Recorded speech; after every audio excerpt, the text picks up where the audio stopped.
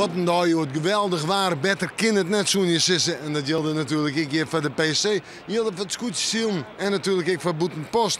Wel mensen, maar hij en ik nog een warme nacht. De verwachting. Joen is het warm. Om 8 uur nog zo'n 23 of 24 graden. Maar we zullen merken dat de lucht stadig gewoon meer en meer berint. En dan letter Joen. En vannacht een groene lucht. Maar de eerste pittige tongerbuien. Ik denk zat tussen 11 en 1 uur dat die buien nu de provincie bereiken. En dat kunnen pittige buien wezen. Maar gewoon ze op 10 zitten en soms flink wat wetter. En dus een waschkoging voor de wettersport.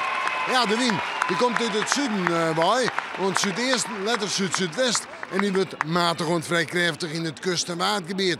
Morgen een dag met zinnen, een dag met bewolking. En ik denk op de meeste plekken wel droog waar. Ja, de temperaturen komen wat lager te liggen. Zomaar bij de 21, 22 graden. Misschien op de Wadden een graadje lager. En in het oosten nog een graadje hoger. Maar het binnen nog altijd simmertemperaturen.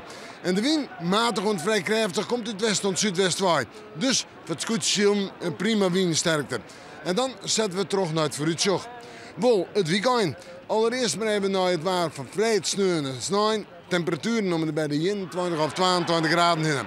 Op vrijheid en buik, op sneeuwen tot tongerbuien, pittige tongerbuien. En op sneeuwen weer een buiken. Het waar krijgt hier ik al applaus. We moeten morgen maar weer even in het waar zijn.